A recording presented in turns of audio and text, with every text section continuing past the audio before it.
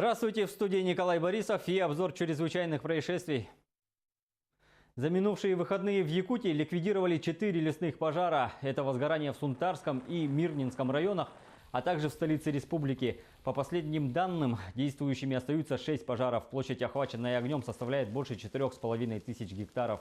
Всего с начала пожароопасного сезона в регионе зарегистрировали 49 лесных пожаров. Двое молодых мужчин 94-го года рождения задохнулись в гараже в Нерюнгре. В Следственном комитете подтвердили данный факт и сообщили, что проверка следователя началась. Предварительно установлено, что молодые люди ремонтировали автомобиль и задохнулись угарными газами. Сейчас проводится экспертиза. Сухой Суперджет-100 авиакомпании Якутии введен в строй и с сегодняшнего дня выполняет рейсы по расписанию.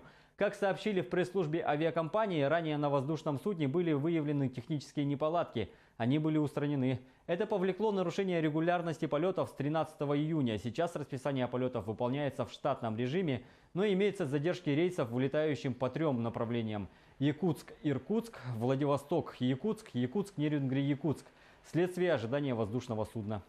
Вирус клещевого энцефалита подтвержден у ребенка у соседей по Дальнему Востоку в Хабаровском крае. Еще 10 человек из разных районов края состоят на учете с подозрением на опасное заболевание. Как сообщает пресс-служба правительства региона, с начала 2018 года за медицинской помощью после укуса клеща обратились около 4000 жителей.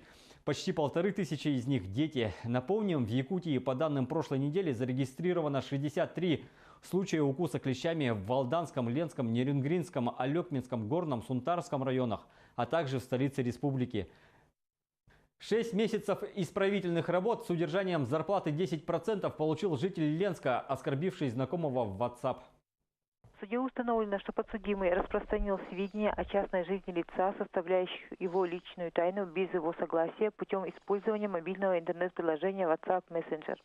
В результате вышеуказанных умышленных действий нарушены конституционные права гражданина на неприкосновенность частной жизни, личную и семейную тайну, защиту своей чести и доброго имени, предусмотренной частью 1 статьи 23 Конституции Российской Федерации, а также нарушено положение части 1 статьи 24 Конституции, согласно которой сбор, хранение, использование и распространение информации о частной жизни лица без его согласия не допускается.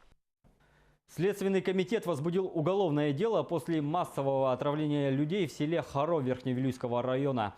Расследоваться будет оказание услуг, не отвечающих требованиям безопасности здоровья. Напомним, по словам замминистра здравоохранения региона Людмилы Вербицкой, состояние потерпевших удовлетворительное. По данным следствия, в разный период времени 10 июня текущего года в селе Харо Верхневилюйского района Республики Саха-Якутия 10 человек, в том числе 2 несовершеннолетних выпускников, употребили пищу на школьном банкете для выпускников Хоринской средней общеобразовательной школы. По окончании мероприятия оставшиеся после банкета продукты взрослые унесли с собой и употребили их вместе с несовершеннолетними членами своих семей. Позже, в период с 12 по 16 июня, в инфекционное отделение Верхневилюйской центральной районной больницы госпитализирован 21 человек, в том числе 13 несовершеннолетних с диагнозом острая кишечная инфекция. В настоящее время следователи устанавливают все обстоятельства произошедшего. Расследование продолжается.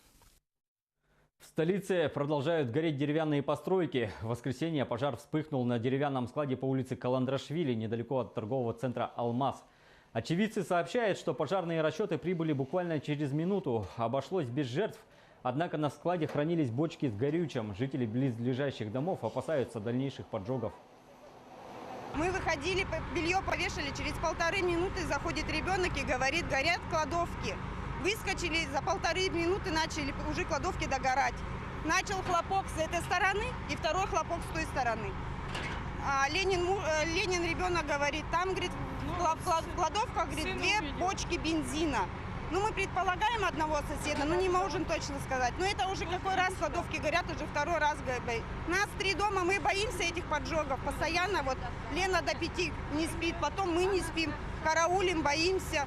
Представительство Министерства иностранных дел России в Якутске вышло на генконсульство в Турции и прорабатывает вопрос возвращения тела погибшей женщины из Якутии на родину. Как сообщают в Департаменте внешних связей республики, жительница Сунтар погибла в ДТП в городе Алания. Ее внучка находится в больнице с различными переломами. По словам родственников, женщина с внучкой были застрахованы и все расходы будут покрыты страховкой. Дополнительных средств на транспортировку тел не нужны. Это друзья объявили сбор средств, но родственники не хотели придавать этой трагедии широкую огласку общественности. Один подросток умер, 3 взрослых попали в больницу с различными травмами после того, как в Казахстане с рельсов сошел пассажирский поезд Астана-Алмата. Как сообщает РИА Новости со ссылкой на департамент по чрезвычайным ситуациям области, с рельсов сошли 6 вагонов из 20, 3 из них опрокинулись. В пресс-службе Комитета транспорта Казахстана заявили, что поезд сошел с рельсов из-за экстренного торможения, которое применил машинист, увидев искривление пути. Смотрите, что с поездом произошло. Это ужас. Недавно, полчаса назад, сошел с рельс. Смотрите, вот.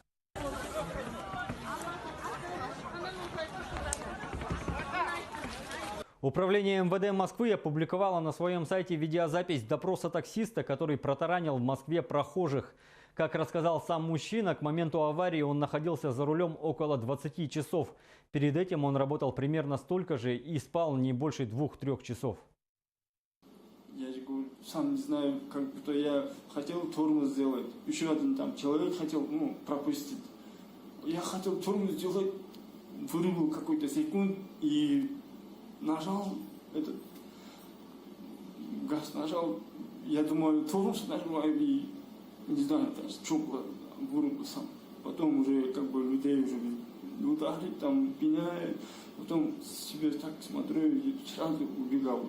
Сразу убегать. А почему убегали? Испугались? Испугались, там, я же сказал, меня убьет, сейчас просто убьет, а не сколько там людей было. На этом пока все. Берегите себя.